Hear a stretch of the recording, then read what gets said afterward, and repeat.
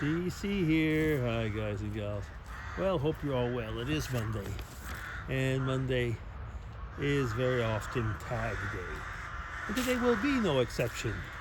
So I've just finished doing Jasmine's tag, and I will move on now to Dave Nicholson's last Saturday tag. Hi there, Dave, and I do hope that you're well, and let's see how we will get through these 7 questions. Question 1. When was your first impression of someone totally wrong? Oh, so when? So an example of that. Not too long ago, I was at a church class, and after we had like a question, kind of a period where we were all several people, 4 or 5 people at a table, and we had to discuss about questions of various questions. And there was one person I found just tried to take over and was, well, frankly, a very unpleasant person. And I found out later on that this person had been a professor at the university and so on. And I thought, like, oh geez, one of these academics, which, I mean, like I say, I know because I'm one of them in a way. And finally, I got to know the person's son-in-law, which was a fantastic person. And I actually told him, my first impression of his father-in-law. And he laughed and he said, that's pretty much everybody's first impression. He says he's actually quite shy and doesn't know how to react. He's not a people person. And if you get to chat with him in another situation, you'll see that what you saw is definitely not the man. And he managed for me to meet up with his father-in-law, and he was right. My first impression was a totally wrong one. And I realized actually that he was a person that was like myself, not at ease in small talk. My way, I've heard people say that I come off as a snob in small talk because they think I don't want to talk, and he comes off as an aggressive person, and so on. So I realized it probably weren't very different. Wrong first impression. Okay, question 2. How many hours a week do you spend online? Oh goodness, a lot. You know, I noticed that everybody's answering this tag is not able to give an answer because we just don't know.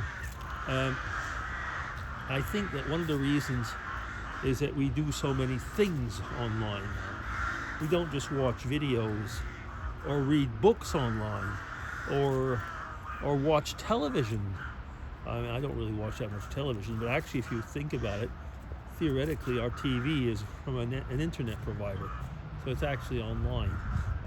But I mean, if we go, classically online, so on the internet, a lot. I mean, I do actually a lot, even in the academic sense, like trying to learn languages and stuff and so on, like all of you. I don't play games online, I never did, but otherwise, yeah, a lot. I mean, frankly, I don't know, but all I can say is it's a lot. But you know what? I was talking with my Spanish professor, and we were saying that we've transferred a lot of what we used to do in books and in libraries, at least people like myself, where we used to do all those things, which were a lot of hours, and we've transferred them to online. So basically, we're kind of like, yes, we're online, but we're doing things that we used to do, not online. Okay, that's enough. Question 3. What do you love to do? A lot of things, actually, I guess. But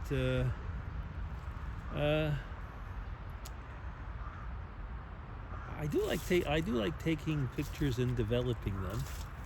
I like that a lot. But I think probably one of the things I like the best to do is cooking. I like that a lot. And I used to love the social interactions of my work in a specific way, like when I would give classes or go abroad, and give a talk. But it wasn't so much the talk as the aspects around it. Working with people. I like that a lot, actually. That was question 3. Question 4. What specific character trait do you want to be known for? Character trait.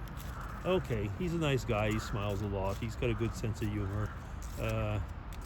He's knowledgeable, not being uppity once you get to know him. I think that's it, yeah. I think that if I can get to be known as that, as a nice person who smiles a lot, like to be with him, yeah, okay, that's a good character trait. Question, the sunrise. Let me see if I move over here. Is it any better? Not really. Here will be better. Yeah. Are you more like your mom or your dad, and in what way? Oh, it's a good question. I think that I'm like both of them, as they were both inquisitive. They like to get to the bottom of things in different ways, but that's about it. When I was a kid, yeah, we would make meals and have people over, so I guess that makes me a bit like both of them. My dad liked to be with relatives and family, so I guess I'm like him in that respect. And sometimes I feel like I've gone into the history books, if I can put it that way. In other words, old newspapers and stuff like that, where I was able to get a picture of the social life of my grandparents on my mom's side. And I realized that actually I'm quite a bit like them.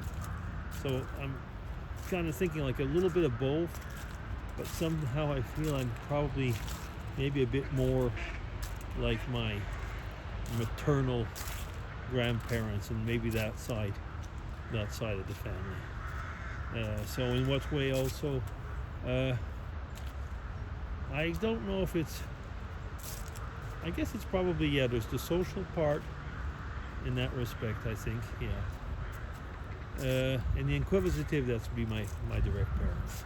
Okay, that's about as much as I'm going to be able to bring in that one.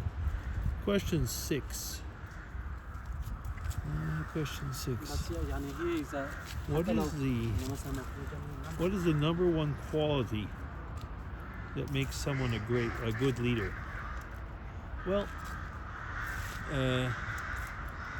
first off, I would say is a good leader knows how to surround himself with people that are complementary to him or herself, and complementary within the group.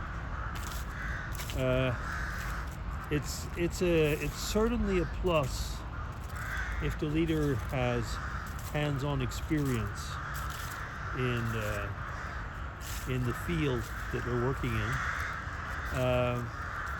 It certainly is a plus. Now, a great leader also, do we say great or good? We say good.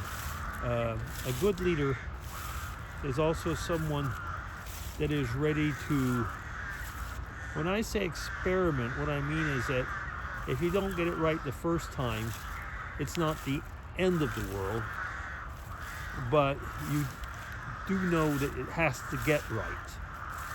And so in other words, you have to be an encouraging person, but you also have to be a motivating person, so that the people that you are leading will definitely go in the same direction and want to go and want to aspire to the same things. Yeah.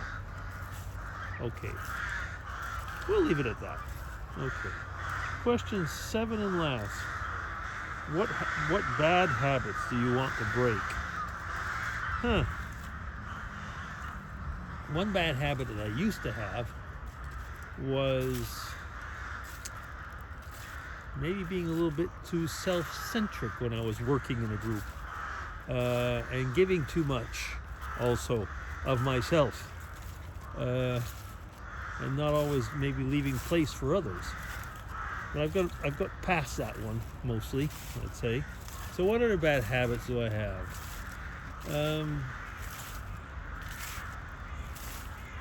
You know what? I don't have any bad habits whatsoever. I'm about as close to perfect as you can imagine. No, actually, that is completely false, isn't it? But one bad habit that I did have, and I'm breaking through it slowly, was always saying yes. You cannot and should not always say yes. You got to learn when to say no. And that's not an easy thing in life. It depends on your character. Some people never say yes. But some people like myself always used to say yes. And you get yourself into a bind. So we'll leave it at that. That's good enough. Okay, so that'll be DC signing off. Thanks a lot, Dave. And I hope that all of you have a great week. Bye-bye.